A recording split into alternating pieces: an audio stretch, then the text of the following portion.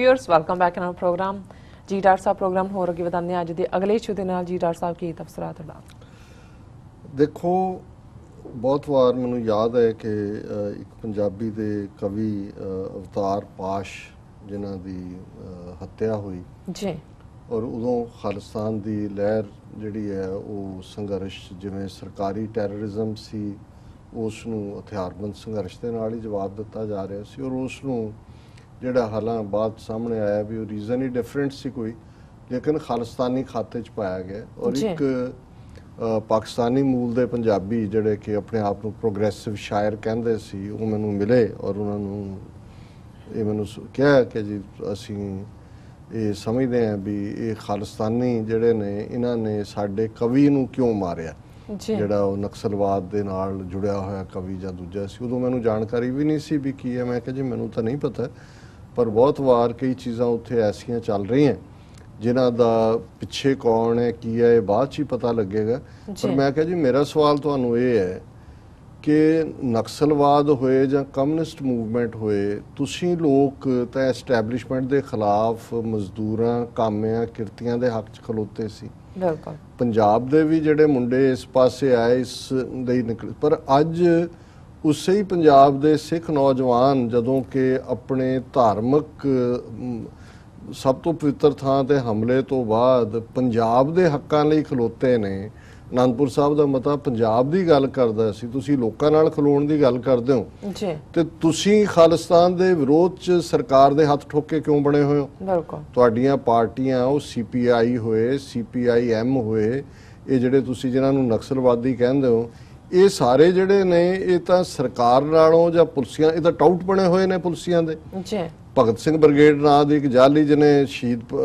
ਜਿਹੜੇ ਯੋਧੇ ਸੀ ਉਹਨਾਂ ਦੇ ਪਰਿਵਾਰਾਂ ਨੂੰ ਸ਼ਹੀਦ ਕੀਤਾ ਉਹ ਸਾਰੇ ਇਹ ਖੱਬੇ ਪੱਖੀ ਵਾਲੇ ਸੀ ਮੈਂ ਕਿਹਾ ਪਹਿਲਾਂ ਤੁਸੀਂ ਇਸ ਗੱਲ ਦਾ ਜਵਾਬ ਦਿਓ ਇਹ ਤਾਂ ਪਾਸ਼ ਦਾ ਕਿਹਨੇ ਕੀਤਾ ਇਹ ਤਾਂ ਬਾਅਦ ਦੀ ਗੱਲ ਹੈ ਵੀ ਤੁਸੀਂ ਉਸ ਸਰਕਾਰ ਦੇ ਜਿਹਦੇ ਖਿਲਾਫ ਤੁਹਾਡੇ ਕਹਿਣ ਮੁਤਾਬਕ ਤੁਸੀਂ ਲੜ ਰਹੇ ਹੋ ਤੁਸੀਂ ਉਹਨਾਂ ਦੇ ਹੱਥ ਠੋਕੇ ਬਣ ਕੇ ਆਪਣੇ ਮੁੰਡਿਆਂ ਨੂੰ ਮਾਰਨ ਦੇ ਲਈ ਜਿਹੜੇ ਐਸਟੈਬਲਿਸ਼ਮੈਂਟ ਦੇ ਖਿਲਾਫ ਲੜ ਰਹੇ ਨੇ ਉਹ ਕਿਉਂ ਇਹ ਕਰ ਰਹੇ ਹੋ ਔਰ ਇਹ ਨਜ਼ਰੀਆ ਬਦਲਿਆ ਨਹੀਂ ਹੈ ਉਹਨਾਂ ਜੋ ਜਿਹੜੇ ਚੰਗੀ ਸੋਚ ਵਾਲੇ ਸੀ ਉਹ ਆ ਗਏ ਖਾਲਿਸਤਾਨੀ ਐਕਟਿਵਿਸਟ ਵੀ ਬਣੇ ਉਹਨਾਂ ਜੋ ਕੁਝ ਅੱਜ ਸਕਾਲਰ ਵੀ ਨੇ लेकिन वही जहनीयत अज भी जारी है और अज जो मैं इंडिया टुडे च स्टेटमेंट कम्युनिस्ट पार्टी का जोगिंदर दयाल उदी देखी और हेडलाइन है CPI condemns Sikh referendum 2020 calls it terrorism by other मीनस हुण तुसीं देखो एक पासे ये लोग स्टेट टैररिज्म नूं सपोर्ट करने वाले KP गिल दे वड्डे हमैती इन्हां दीयां अखबारां नवां ज़माना देश सेवक ਜਿਹੜੀਆਂ ਛਪਦੀਆਂ ਸੀ ਔਰ ਇੱਕ ਇਹਨਾਂ ਦਾ ਸੁਰਖ ਰੇਖਾ ਨਾਂ ਦੇ ਥੱਲੇ ਇੰਨਾ ਨੈਗੇਟਿਵ ਸੰਤ ਪਿੰਡਾਂ ਵਾਲਿਆਂ ਬਾਰੇ ਦੂਜਿਆਂ ਬਾਰੇ ਲਿਖਦੇ ਸੀ ਹੁਣ ਜਦੋਂ ਉਹ ਗੱਲ ਮੁੱਕ ਗਈ ਬਾਹਰ ਬੈਠ ਕੇ ਵੀ ਸਿੱਖ ਮੰਗੇ ਕਰਦੇ ਨੇ ਕਿ ਭਾਈ ਅਸੀਂ ਸ਼ਾਂਤਮਈ ਢੰਗ ਨਾਲ UN ਚਾਰਟਰ ਦੇ ਥੱਲੇ ਚਾਹੁੰਦੇ ਹਾਂ ਕਿ ਵੀ ਸਿੱਖ ਆਪਣੀ ਆਜ਼ਾਦੀ ਦੇ ਹੱਕ ਦਾ ਜਿਹੜਾ ਉਹ ਫੈਸਲਾ ਕਰਨ ਤੇ ਉਹਨੂੰ ਇਹ ਕਹਿ ਰਿਹਾ ਹੈ ਟੈਰਰਿਜ਼ਮ ਬਾਈ ਅਦਰ ਮੀਨਸ ਕਿ ਵੀ ਇਹ ਜਿਹੜਾ ਪੀਸਫੁਲ ਇਹ ਵੀ ਟੈਰਰਿਜ਼ਮ ਹੈ ਇਹ ਵੀ ਮੈਂ ਪਹਿਲੀ ਵਾਰ ਇਹ ਲੈਂਗੁਏਜ ਦੀ ਦੇਖੀ ਹੈ ਵੀ ਇਹ ਟੈਰਰਿਜ਼ਮ ਬਾਈ ਅਦਰ ਮੀਨਸ ਵੀ ਹੁੰਦਾ ਟੈਰਰਿਜ਼ਮ ਹੁੰਦਾ ਇਹਦੇ 'ਚ ਆਪਣਾ ਹੱਕ ਟੈਰਰਿਜ਼ਮ ਤਾਂ ਤੁਹਾਡੀ ਸਟੇਟ ਨੇ ਫੈਲਾਇਆ ਹੋਇਆ ਈਵਨ ਇਸ ਗੈਦਰਿੰਗ ਦੇ ਖਿਲਾਫ ਕਿ ਜਿਹਦੇ ਥੱਲੇ ਤੁਸੀਂ ਕਦੇ ਉਹਨਾਂ ਦੀ ਗਵਰਨਮੈਂਟ ਨੂੰ ਕਹਿ ਰਹੇ ਹੋ ਕਦੇ ਤੁਸੀਂ ਧਮਕੀਆਂ ਦੇ ਰਹੇ ਹੋ ਪਾਰਲੀਮੈਂਟ 'ਚ ਖਲੋ ਕੇ ਤੁਹਾਡੇ MP ਚੀਕਾਂ ਮਾਰ ਰਹੇ ਨੇ ਤੁਸੀਂ ਸਾਰੇ ਸਿੱਖਾਂ ਨੂੰ ਬਦਨਾਮ ਕਰ ਰਹੇ ਹੋ ਮੀਡੀਆ ਤੁਹਾਡਾ ਜਿਹੜਾ ਸਾਰਾ ਉਹ ਚੀਕਾਂ ਮਾਰ ਰਿਹਾ ਵੀ ਇਹ ਹੋ ਗਿਆ ਉਹ ਹੋ ਗਿਆ ਔਰ ਇਹਦੀ ਤੁਸੀਂ ਸਟੇਟਮੈਂਟ ਦੇਖੋ strongly condemning the move to carry out a Sikh referendum 2020 the Communist Party of India on Monday said extraneous elements are clearly at work to disturb the hard-earned peace of Punjab ਨਾ ਹੋਇਆ ਕੋਈ cake ਹੋਇਆ ਹਲਵਾਈ ਦਾ ਜੀ ਬੜੀ ਮੁਸ਼ਕਲ ਨਾਲ ਬਣਾਇਆ ਸੀ ਉਹ ਤੁਸੀਂ ਮਾਰੇ ਸਾਰੀ ਜਵਾਨੀ ਪੰਜਾਬ ਦੀ ਜਨਰੇਸ਼ਨ ਮੁਕਾ ਕਿਹੜੀ ਪੀਸ ਤੁਸੀਂ ਇਹ ਕਬਰਾਂ ਦੇ ਉੱਤੇ ਜੋ ਕੁਝ ਖੜਾ ਕੀਤਾ ਹੈ ਤੁਹਾਨੂੰ ਇਹ ਲੱਗਦਾ ਸੀ ਵੀ ਅਸੀਂ ਇਹ ਮਾਰ ਕੇ ਜਿਹੜੇ ਨੇ ਅਣਪਛਾਤੀਆਂ ਲਾਸ਼ਾਂ ਬਣਾ ਦਿੱਤਾ ਹੁਣ ਇਹ ਆਵਾਜ਼ ਮੁੱਕ ਗਈ ਹੈ ਇਹਨਾਂ ਨੂੰ ਖੌਫ ਆ ਰਿਹਾ ਹੈ ਕਿ ਉਹ ਜਿਹੜੀਆਂ ਅਣਪਛਾਤੀਆਂ ਲਾਸ਼ਾਂ ਨੇ ਉਹ ਲੰਡਨ 'ਚ ਬੋਲਣਗੀਆਂ 12 ਅਗਸਤ ਨੂੰ ਉਹ UN 'ਚ ਕਿਸੇ ਦਿਨ ਬੋਲਣਗੀਆਂ ਉਹ ਹਿਸਾਬ ਮੰਗਣਗੀਆਂ ਔਰ ਉਸ ਸਾਰੇ 'ਚ ਕਾਤਲਾਂ ਦੇ ਅਸੀਂ ਹਿੱਸੇਦਾਰ ਹਾਂ ਇਹ ਜਿਹੜਾ ਸਾਡੇ ਤੱਕ ਵੀ ਆਣਗੇ ਜਿਹੜੇ ਲਹੂ ਦੇ ਛਿੱਟੇ ਅਸੀਂ ਜਿਵੇਂ ਉਹਨੇ ਅਮਿਤਾਭ ਬੱਚਨ ਨੇ ਇੰਦਰਾ ਗਾਂਧੀ ਦੇ ਮਾਰੇ ਜਾਣ ਤੋਂ ਬਾਅਦ ਕਿਹਾ ਸੀ ਕਿ ਇਹ ਲਹੂ ਕੇ ਛੀਂਟੇ ਸਿੱਖੋਂ ਕੇ ਘਰੋਂ ਤੱਕ ਪਹੁੰਚਾ ਦਿਓ। ਕੀ ਮਤਲਬ ਸੀ? ਹੁਣ ਇਹ ਜਿਹੜੇ ਇਹਨਾਂ ਨੇ ਪਹੁੰਚਾਏ ਨੇ, ਇਹਨਾਂ ਨੂੰ ਲੱਗਦਾ ਵੀ ਉਹ ਛਿੱਟੇ ਹੁਣ ਸਾਡੇ ਘਰਾਂ ਤੱਕ ਆ ਰਹੇ ਨੇ ਔਰ ਬੜੇ ਪੀਸਫੁਲ ਤਰੀਕੇ ਨਾਲ ਆ ਰਹੇ ਨੇ, ਤਾਂ ਉਹਨੂੰ ਕਹਿ ਰਹੇ ਨੇ ਉਹ ਟੈਰਰਿਜ਼ਮ ਬਾਈ ਅਦਰ ਮੀਨਸ। ਫਿਰ ਉਹਨੇ ਕਿਹਾ ਜੀ we oppose the very idea of any kind of theocratic state be it Hindutva idea or India or RSS BJP promote or any kind of religion based secessionist movement like that of Khalistan। हाँ तुसी Soviet union दे supporter रहे, अफगानिस्तान ते हमला कीता तुसी उहदे हमायती रहे, तुसी हर एमरजेंसी लाई इंदिरा गांधी ने वो क्योंकि तुहाडी KGB ने लवाई सी सोवियत यूनियन, उहदे तुसी हमायती रहे। ਤੁਸੀਂ ਆਪਣੀ ਜਵਾਨੀ ਮਾਰਨ ਦੇ ਵੇਲੇ ਜਿਹੜਾ ਉਹ ਹਕੂਮਤ ਦੇ ਹਮਾਇਤੀ ਰਹੇ। ਵੈਸੇ ਤੁਸੀਂ ਥਿਓਕ੍ਰੈਟਿਕ ਸਟੇਟ ਦੇ ਖਿਲਾਫ ਹੋ, ਤੁਸੀਂ ਉਹਨਾਂ ਦੇ ਕੁੱਤੇ ਬਣ ਕੇ। ਔਰ ਇਹ ਗੱਲ ਅਮਰੀਕਨ ਐਂਬੈਸਡਰ ਨੇ ਇੱਕ ਵਾਰ ਕਹੀ ਸੀ, ਉਹਨੇ ਕਿਹਾ ਜੀ ਇਹ ਜਿੰਨੇ communist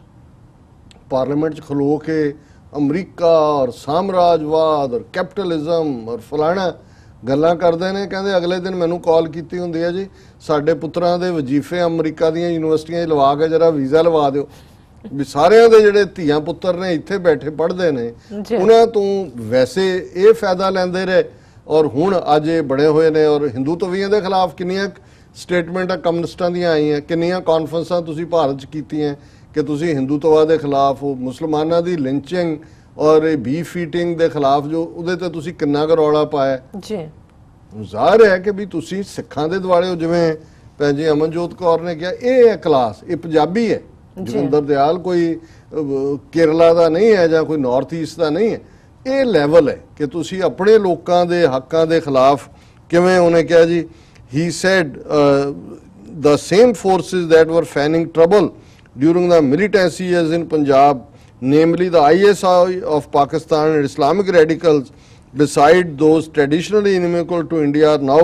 instigating a referendum to ਉਹੀ ਜਿਹੜੀ ਸਟੋਰੀ ਪਲਾਂਟ ਕੀਤੀ ਇਹਨਾਂ ਨੇ ISI ਆਪਰੇਸ਼ਨ ਐਕਸਪ੍ਰੈਸ ਔਰ ਉਸ ਸਾਰੇ ਦੇ ਨਾਲ। ਫਿਰ ਹੈ ਕਿ ਜੀ ਇਹ ਸਭ ਹੈਂਡ ਇਨ ਗਲਵ ਨੇ। ਫਿਰ ਉਹ ਤਨਕੀਦ ਕਰ ਰਿਹਾ ਜੀ ਅਮਰੀਕਾ ਕੈਨੇਡਾ ਇੰਗਲੈਂਡ ਬਣਾ ਦੇਣ ਖਾਲਿਸਤਾਨ ਆਪਣੀ ਟੈਰੀਟਰੀ ਤੇ, ਉੱਥੇ ਹੀ ਹੋਣਾ। ਔਰ ਇਹਨੇ ਕਿਹਾ ਫਿਰ ਚੀਕਾਂ ਇਹ ਮਾਰ ਰਿਹਾ ਕਿ ਜੀ ਪੰਜਾਬ ਨੇ ਬਹੁਤ ਡਾਰਕ ਡੇਜ਼ ਦੇਖੇ ਨੇ ਔਰ ਕੋਈ ਇਨਵੈਸਟਮੈਂਟ ਵੀ ਨਹੀਂ ਹੋ ਰਹੀ ਪੰਜਾਬ 'ਚ। ਔਰ ਹੁਣ ਜਿਹੜੇ ਕਨਕਲੂਜਨ ਹੈ, Dayal urged all political parties in Punjab to explicitly spell out their stand on the referendum issue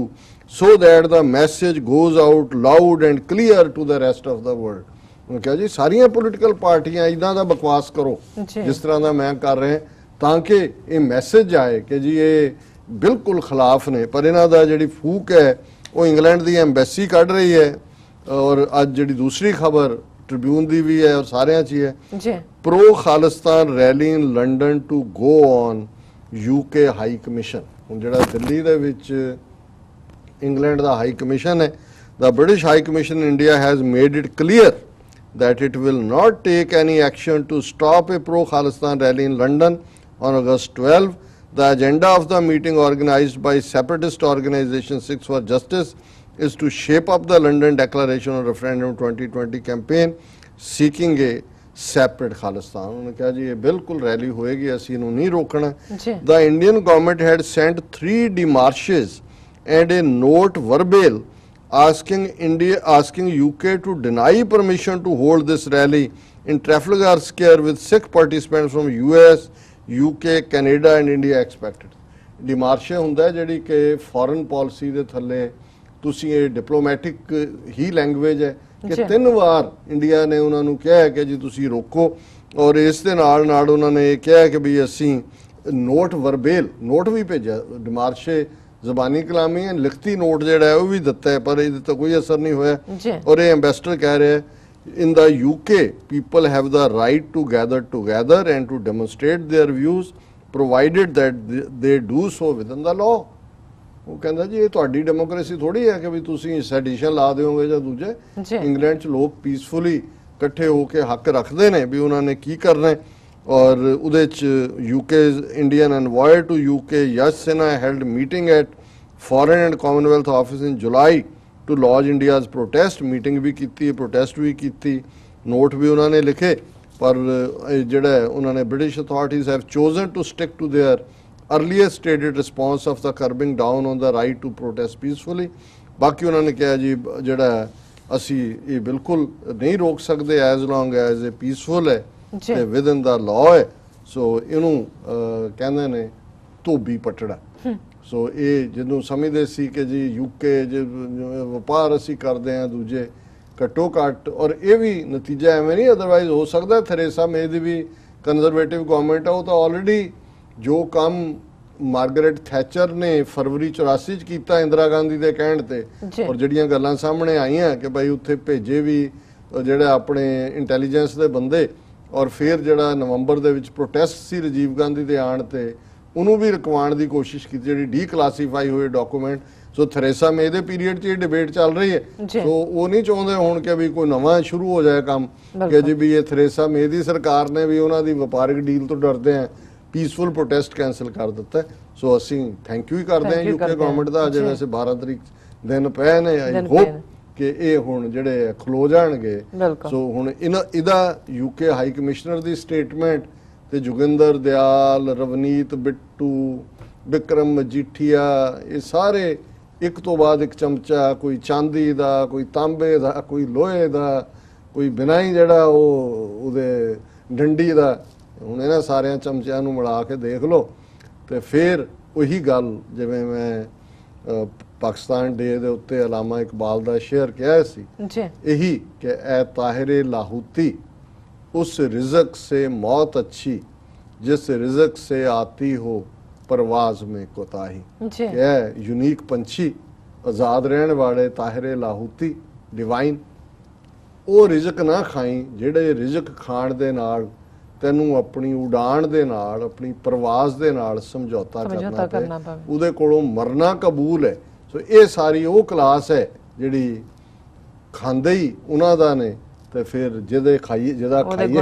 ਉਹਦੇ ਗੁਣ ਗਾਈਏ। ਜੀ ਰਾਜ ਸਾਹਿਬ ਇੱਥੇ ਲੈਣੇ ਬ੍ਰੇਕ ਤੇ ਤੋਂ ਪਹਿਲਾਂ ਅਸੀਂ ਦਰਸ਼ਕਾਂ ਦੇ ਸਰੋਤਿਆਂ ਨੇ ਫਿਰ ਦੁਬਾਰਾ ਅਪੀਲ ਤੇ ਬੇਨਤੀ ਕਰ ਦਈਏ। ਵਿਊਅਰਸ, ਜਿਸ ਤਰ੍ਹਾਂ ਕਿ ਤੁਸੀਂ ਜਾਣਦੇ ਹੋ ਕਿ ਟੀਵੀ 84 ਮਨੁੱਖੀ ਹੱਕਾਂ ਦਾ ਪਹਿਰੇਦਾਰ ਹੈ। ਟੀਵੀ 84 ਸਿੱਖਾਂ, ਕਸ਼ਮੀਰੀਆਂ ਤੇ ਭਾਰਤੀਆਂ ਨਾਰਥ ਈਸਟ ਸਟੇਟਾਂ ਦੇ ਲੋਕਾਂ ਦੇ ਸਵੈ ਨਿਰਣੇ ਦੇ ਹੱਕਾਂ ਦਾ ਹਾਮੀ ਹੈ। ਅਸੀਂ ਚਾਹਾਂਗੇ ਕਿ ਤੁਸੀਂ ਟੀਵੀ 84 ਦੀ ਵੱਧ ਤੋਂ ਵੱਧ ਮਾਈਕ ਸਹਾਇਤਾ ਕਰੋ। ਤੁਸੀਂ ਆਪਣੀ ਮਾਈਕ ਸਹਾਇਤਾ ਸਾਡੀ ਵੈਬਸਾਈਟ tv84.tv ਤੇ ਜਾ ਕੇ ਪੇਪਲ ਦੀ ਵਰਤੋਂ ਕਰਕੇ ਵਨ ਟਾਈਮ ਡੋਨੇਟ ਕਰ ਸਕਦੇ ਹੋ, ਮੰਥਲੀ ਡੋਨੇਟ ਵੀ ਕਰ ਸਕਦੇ ਹੋ।